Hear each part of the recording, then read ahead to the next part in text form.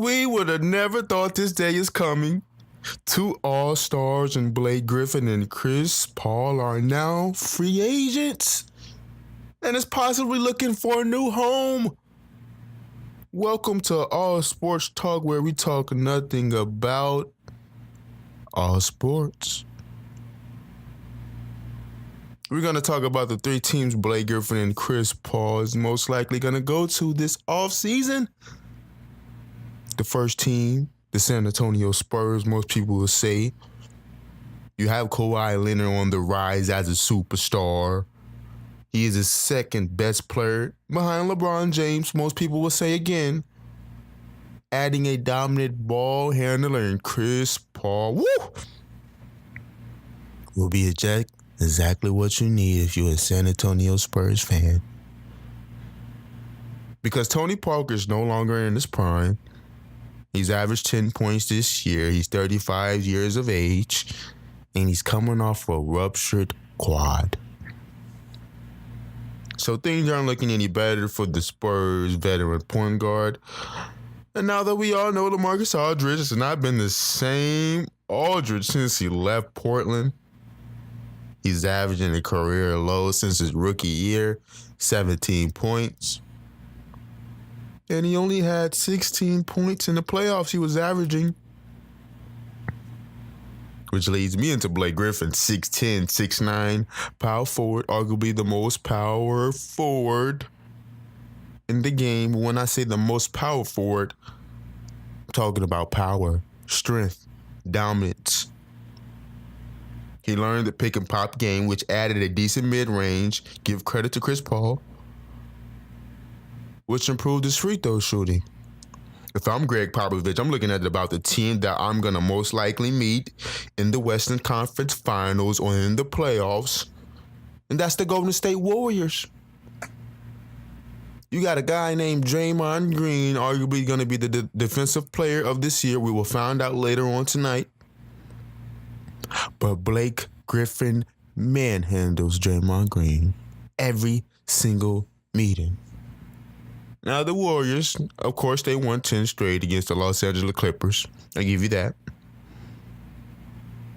But I think the most player Draymond Green has problems with is players that post him up. And Blake Griffin, I say he's the strongest power forward in the game. He's one of the best post-up power forwards in the game, if not post-up players. And he can shoot a mid-range. So if I'm Craig Popovich and the San Antonio Spurs organization, I'm taking all of that in consideration of why should we sign Chris Paul and bring Blake Griffin into the mix. But my favorite option, the second option, is going to be the Houston Rockets. You already have a dominant player, a ball handler in James Harden. I think the combination of him and CP3 may take time because they're so used to having the ball in their hands and being the guy with the ball. But it's going to release some of the pressure off James Harden. We can get him some rest. We can put him off the ball or on the wing when CP3 has the ball. Ooh, that would be amazing to see. You already have a Clint Capella. Lob City 2.0, might I add. You have a Trevor Ariza. You have a Eric Gordon. You already have a Ryan Anderson. You have a Lou Williams. That's there. You have a team. And by adding Blake Griffin to that will only make it better. That would really be a Lob City 2.0. Blake Griffin along with Clint Capella, Chris Paul as the point guard, James Harden as your shooting guard. Some will say, hey, the Houston Rockets is only one game away from beating the San Antonio Spurs in this year's playoffs. I think adding Chris Paul and Blake Griffin puts him over the hump. If you add him on the Spurs, I think it puts him really over the hump over the Rockets.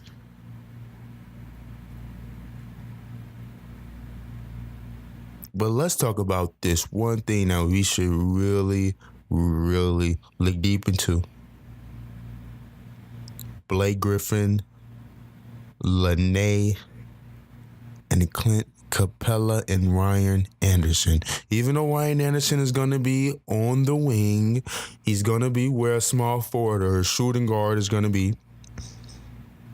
But you have three guys that can post you up, who can grab offensive rebounds, and who can shoot a 10 or 12 footer. It's going to be a very, very hard front court to stop.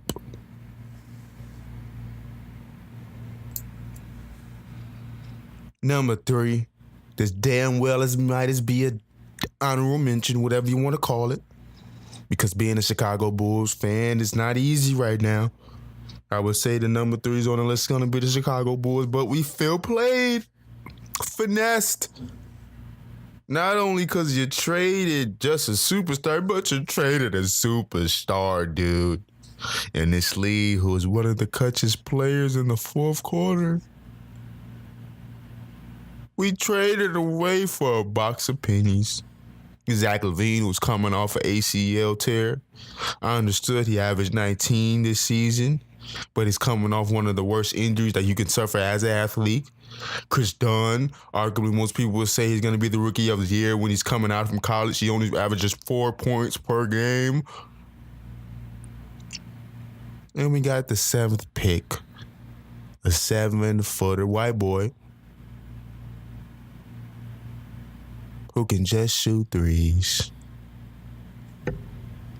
Yeah, we don't have a point guard. We don't have a power forward.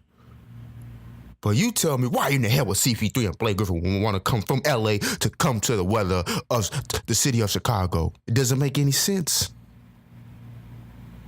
It would be a major decline from having a GM, one of the best general managers of American sports history, of Jerry West.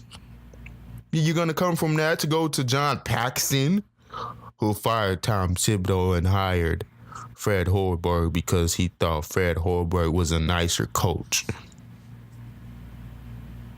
You're going to go from Doc Rivers, a champion coach who is one of the best in late game situations, to again Fred Hoiberg, who came from Iowa State, who most people would say he isn't worthy enough of having an assistant coach job. He doesn't have the knowledge nor the resume. But if we can take 2 seconds out of your day, people, if you can take 2 seconds out of your day, I am begging you, I am asking you to pray for my organization of the Chicago Bulls. Anything would help. I don't think CP3 or Blake Griffin should go to the Chicago Bulls. I think they should go to the San Antonio Spurs if you want to win a championship, or the Houston Rockets if you want to win a championship and have fun doing it. San Antonio Spurs is a great organization. They're a championship organization. They have the resume. They have the best coach in the NBA. And the Houston Rockets, they have a city in Houston. That's why I said if you want to go to Houston, you can have fun and win championships as you doing it. But hey, what do I know? This is All Sports Talk, again, where we talk nothing about all sports. Subscribe to the channel and be on the lookout for my podcast that's coming to iTunes soon. And give this video a thumbs up if you enjoyed.